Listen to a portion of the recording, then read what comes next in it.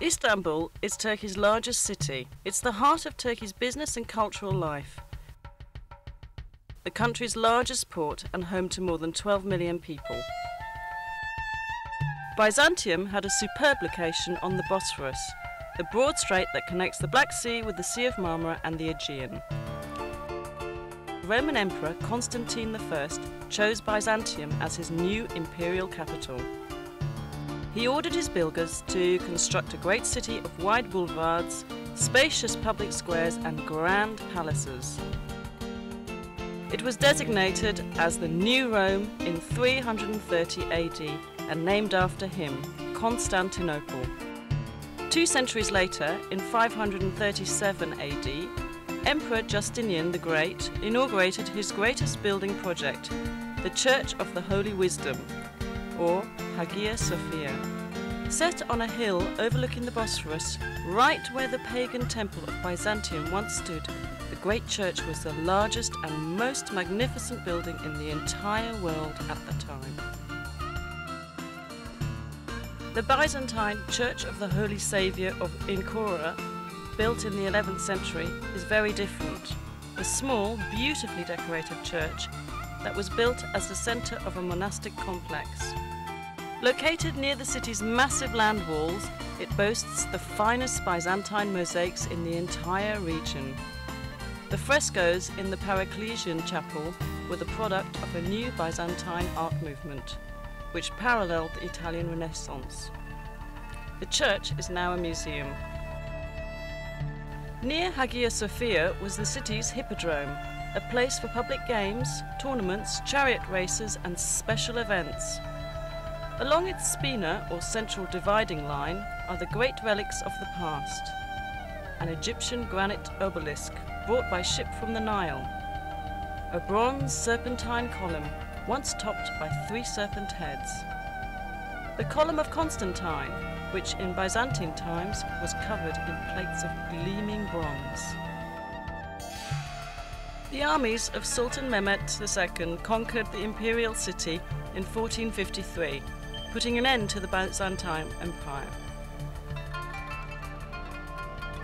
The Ottoman sultans beautified their new capital, constructing great buildings that rivaled those of the Byzantines. The Blue Mosque, built by Sultan Ahmet I in 1616, was set next to Hagia Sophia so that people could compare the 2 artistic achievements.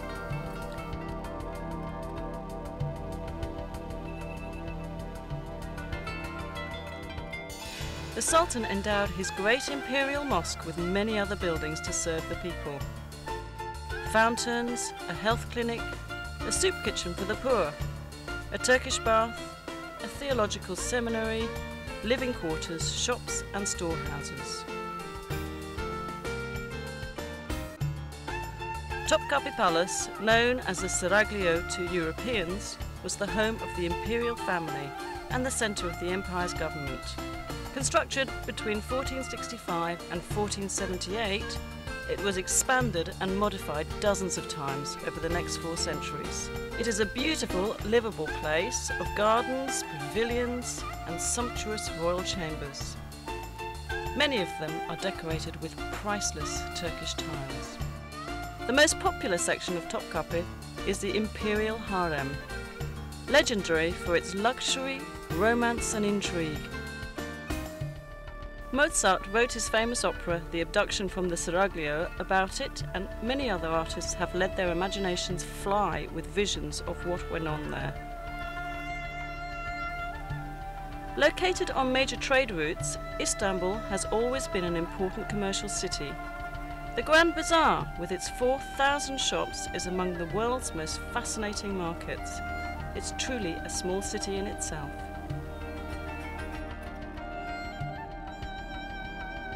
Nearby on the Golden Horn is the Egyptian or Spice Bazaar, known in Ottoman times as the place to buy exotic spices and herbs to be used in cooking or as traditional medicines.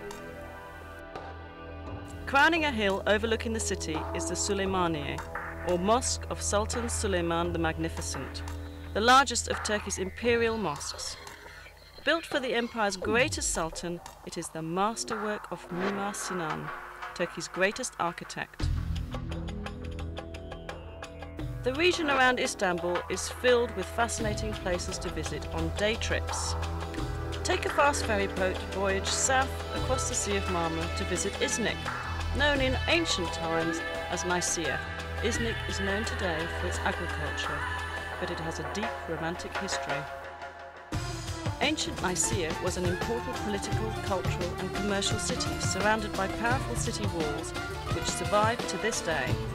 The early Christian church held two important ecumenical councils here. At the first council of Nicaea, held in the year 325 at the church of Hagia Sophia, theologians set the stage for the adoption of the Nicene Creed. A short drive south of Iznik brings you to Bursa, a large and growing city clinging to the side of the Bithynian Mount Olympus. Bursa was already ancient when, in 1326, the Ottoman Sultans chose it as the first capital of their rapidly expanding empire. They beautified their new capital with fine public buildings, including the Ulu Cami, or Great Mosque. Dating from 1396, it is the oldest Ottoman mosque still standing. A quarter century later, the Green Mosque was built. Its style is different from that of the Arab-influenced Ulu Cami. The Green Mosque and neighbouring buildings, a royal tomb, a theological seminary and a soup kitchen for the poor, give us a glimpse of what Ottoman architecture would achieve during the coming centuries. Since ancient times, Bursa has been at the centre of Anatolia's silk trade. Much of the trading takes place in the historic Kozahan. The ultrafine silk thread is dyed and woven into brightly coloured Bursa scarves, shawls, blouses and other garments. Perhaps the most beautiful products of all are the fine Turkish carpets woven of pure silk or a blend of silk and wool.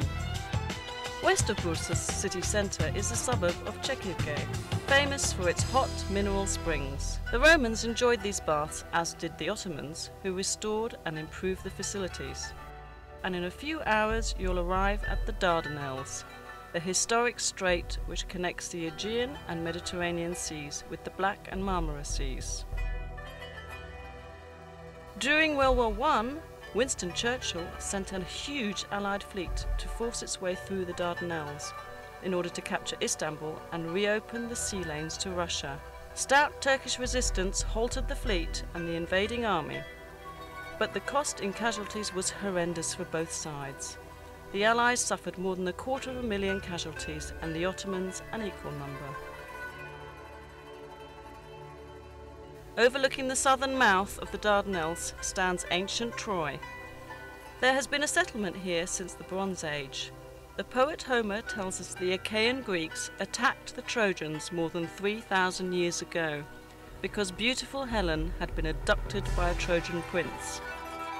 Modern historians believe the 10-year war was probably fought over control of the Dardanelles. Whatever the cause, the Trojans lost. They couldn't resist dragging the Achaeans, great wooden horse, into their city. At night, the Achaean soldiers hidden inside the horse crawled out and opened the city gates to the invaders. Troy was sacked and burned.